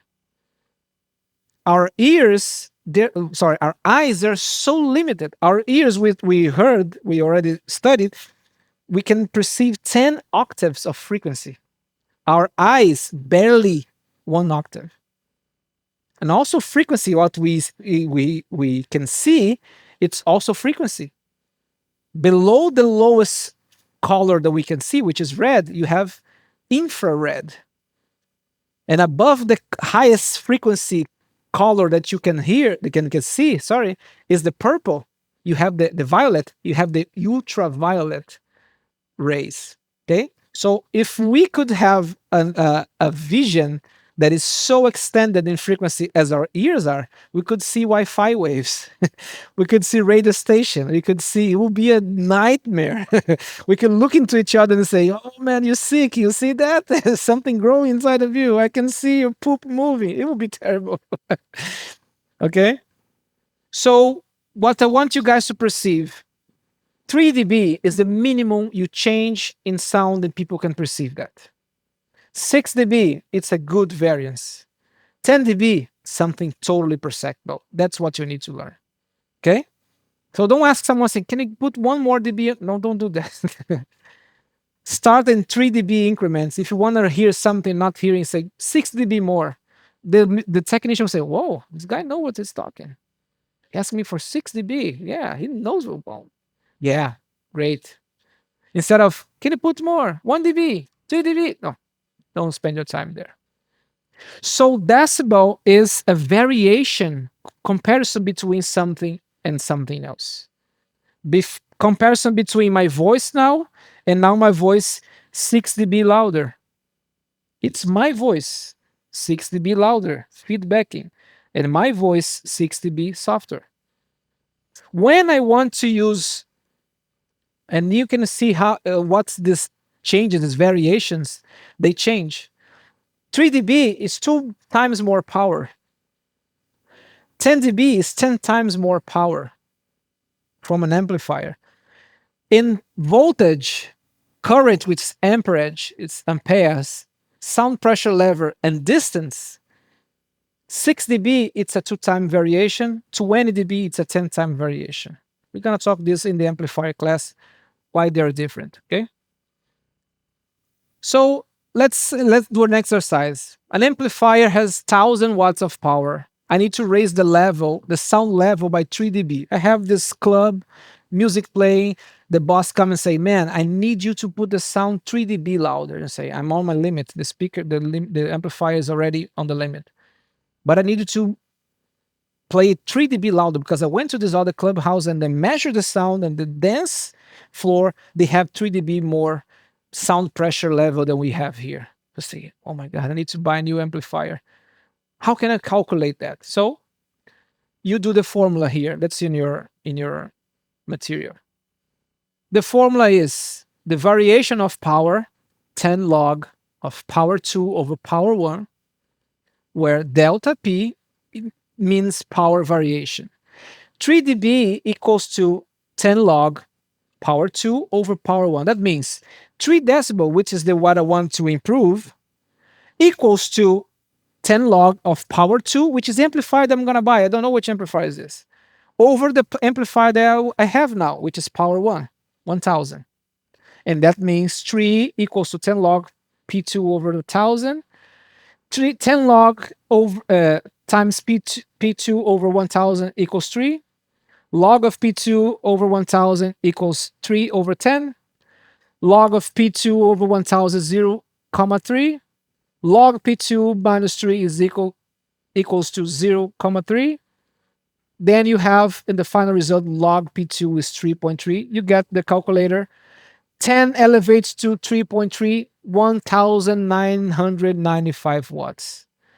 So you know now what's the amplifier you need to buy. You need to buy one that has 1995 watts. What amplifier are you going to buy? 2000 watts. So to increase, what that means is to increase your volume in 3 dB, you need to buy an amplifier that has the double power that you have before.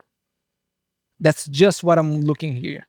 Keep you, if you come to the situation in the future, you come back here and say, Tairo told me something about that. Okay, and this now I'm going to show you the absolute scales in dB. When I put something after the dB, and this means something absolute, it's not a comparison anymore. So dBW is the output power of an amplifier. The 0 dBW reference, it's 1 watt of power. So now I'm telling that 0 dB watts, it's 1 watt of power. So if I put 3 dB more, 3 dBW, how much power gonna be? 2 times more.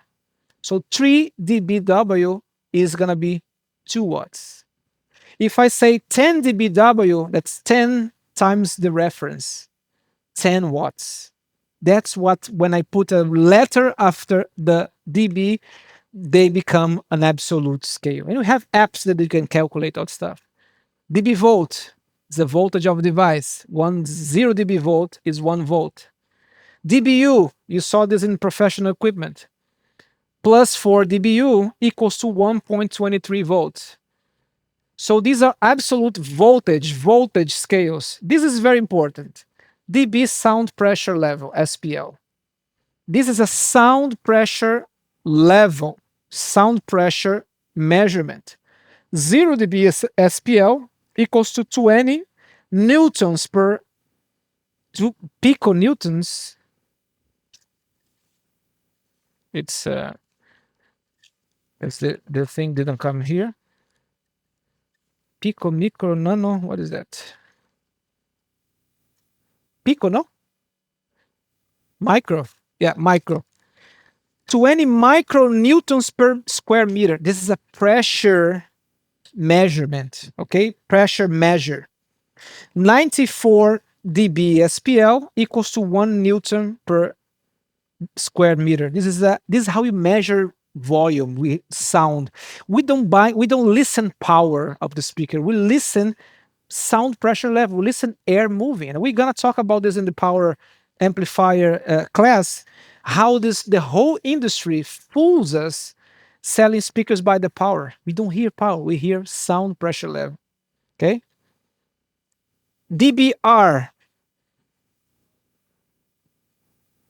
They're selling speakers by the power. It's just like buying a car by how much revs the engine does. That doesn't matter if how many revs the engine make. Doesn't tell me about how much is the consumption, the fuel consumption, how much is the speed, how much is how powerful the engine is. Okay, so the power, we're gonna see this in the speakers class. You can have a speaker that has a high power value, but does a poor job. It's not loud. And you have another speaker, more modern, more well designed, that has a small power but very loud sound. That's what you want. I don't want something that's spending my electricity and making me pay a high hashmal bill, electricity bill. The sound is not loud. I want something that's loud and is efficient. So if you buy speaker by the power, you're just buying something that consumes more energy instead of giving you a loud sound. You should buy speaker for how loud the sound comes out of it. That's what you should do. We're going to talk about this later. dB reference, dBr, is a scale where you says what is the reference. So let's say my reference here for every service is 89 decibels SPL. That's my reference. That's the goal. So I say 89 decibels of sound pressure level is my reference, 0 dBr. If the sound I'm measuring is 95, how many decibels I am above my goal? 6. So I am 6 dBr. I'm 6 dB above the reference.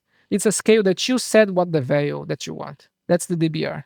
And for less decibels full scale, this is how you use dBs on digital. On digital, we're gonna see there's no voltage happening inside the equipment. It's data. And the digital, you're getting sound in a device called the analog to digital converter. Listen to the sound and starts writing codes 0111000100. And when you put a signal that's too loud, the page gets totally full. You don't have anything more to write, and you start writing on the table. So all the signal is lost. In digital, you cannot exceed the maximum value. What's the maximum value? The full scale is the full page. You're using all the numbers you have to write that signal. So that's the top of your scale. So in digital, the maximum value is 0 dBFS, and all the levels are negative because the maximum value is the full page. You don't have space, you don't have more sound. If you try to write something that cannot fit in this page, it will cut the top of it, and the top will be flat because you just wrote. Imagine trying to draw something here on the page. It's supposed to be like this. If I draw here, what is the end of that thing? It's cut, it's gone, it's lost. So in digital, full scale, 0 dB full scale is the top of the scale. And everything on digital is 0 dB and below. Okay, we're gonna see this about in the mixers class. On analog, you have values above the 0. In digital, no, you have everything below. And people struggled so much to understand that the digital manufacturers say, okay, guys, we're gonna write just like the analog. So you guys can understand, because the transition between analog to digital was very hard. People say, well, in analog I can go above zero. In digital cannot go. Why? Because you don't have space. It's a ladder. It's just a ladder. It's not, it's cold. It's not voltage. And people could not understand that. So I said, okay, you won. But later we're going to explain this better. Okay. So next class, we're going to talk about human hearing. We're going to understand how these things work. And I'm going to show you the electronic version of this, which is the microphones. I'm going to bring microphones. All the boring part, I promise it's gone. Okay. This is the foundation for you guys to understand what we're going to talk from here. And from here, we're going to use more equipment, more hands-on. We're going to talk about next class about microphones and explain all the types of microphones. Bring a lot of microphones. It's going to be very fun. So see you guys next Tuesday. Thank you very much.